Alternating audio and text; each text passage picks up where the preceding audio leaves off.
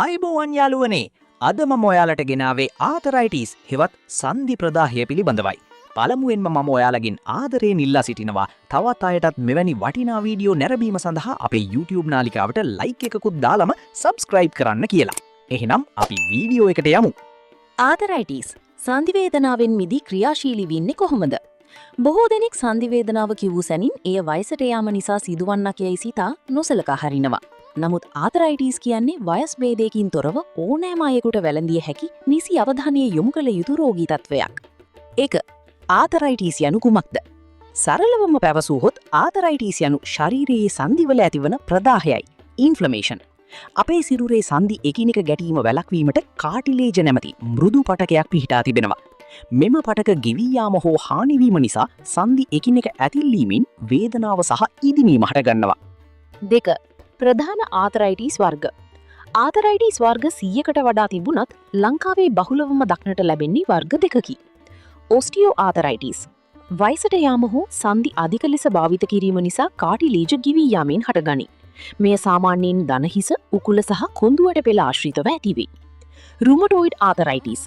මේ ප්‍රතිශක්තිකරණ පද්ධතියේ දෝෂයක් නිසා ඇතිවන්නකි. මෙහිදී ශරීරයේ ප්‍රතිශක්තිකරණ සෛල විසින්ම සන්ධිවලට හානි කරයි. 3.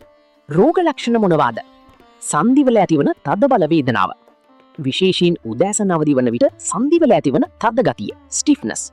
සන්ධියවට ප්‍රදේශීය රතු වීම හෝ ඉදිමීම. සන්ධි චලනය කිරීමේ අපහසුව. ඇතැම් විට සන්ධි වලින් ශබ්දයක් පිටවීම, ක්‍රෙපිටස්. 4.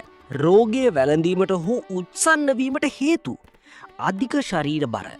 බර වැඩි වන විට දනහිස් සහ උකුල් සන්ධි මත වැඩි පීඩනයක් වැටේ. වයස. වයස අවුරුදු 40-50 ඉක්මවන විට අවදානම වැඩිවේ. ජානමය හේතු. පවුලේ මවට හෝ පියාට මෙම රෝගය තිබීම. පැරණි අනතුරු. ක්‍රීඩා කිරීමේදී හෝ වැටීමකදී සන්ධිවලට සිදු වූ හානි පසුකාලීනව ආතරයිටිස් බවට පත්විය හැක. 5. සුව කරගන්නා සහ පාලනය කරන ක්‍රම. ආතරයිටිස් මුළුමනින්ම නිට්ටාවට සුව කිරීම අපහසු වුණත් නිසි කළමනාකරණයෙන් වේදනාවෙන් තොර සාමාන්‍ය ජීවිතයක් ගත කළ හැකි. නිසි ව්‍යායාම. සන්ධි වටා ඇති මාංශපේශී ශක්තිමත් කිරීම සඳහා බෞද්ධ චිකිත්සක උපදෙස් මත ව්‍යායාම කරන්න. පිහිනීම සහ ඇවිදීම ඉතා ගුණදායකයි. බර අඩු කර ගැනීම. ශරීර බර පාලනය කිරීම සන්ධිවලට සහනයක් ලබා දෙන්න ඇති පහසුම මගයි. උණුසුම් හෝ සීතල ප්‍රතිකාර. වේදනාව ඇති විට අයිස් පැක් එකක් හෝ උණුවතුර බෑගයක් තැබීමෙන් තාවකාලික සහනයක් ලබාගත හැක. වෛද්‍ය ප්‍රතිකාර. වේදනානාශක සහ ප්‍රදාහය අඩු කරන ඖෂධ වෛද්‍ය උපදෙස් මත පමණක් ලබා ගන්න. 6. ආහාර රටාවේ වෙනසක්. ආතරයිටිස් පාලනයට ආහාරවලින් ලොකු සහයෝගයක් ලැබෙනවා. ගුණදායක ආහාර. ඉඟුරු, කහ, සුදුලූණු සහ කුරුඳු වැනි ස්වාභාවික ප්‍රදාහනාශක ආහාරයට එක් කරගන්න. ඔමේගා 3. මාළු වර්ග, සැමන්, ලින්නා, බලයා ආහාරයට ගැනීම සන්ධිවලට තද ගතිය අඩු කරයි. වළක්වා ගත යුතු ආහාර. අධික සීනි, ලුණු සහ තෙල් සහිත ක්ෂණික ආහාර, ෆ්‍රයිඩ් ෆුඩ්ස් සිරුරේ ප්‍රදාහය වැඩි කරන බැවින් ඒවා සීමා කරන්න.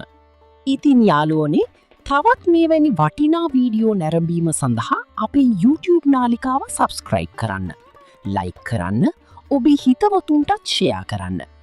ඔබට මේ රෝගය ගැන යම්කිසි ප්‍රශ්නයක් තිබේ නම් කමෙන්ට් එකක් දාන්න අමතක කරන්න එපා. ඔබ සැමට තෙරුවන් සරණයි.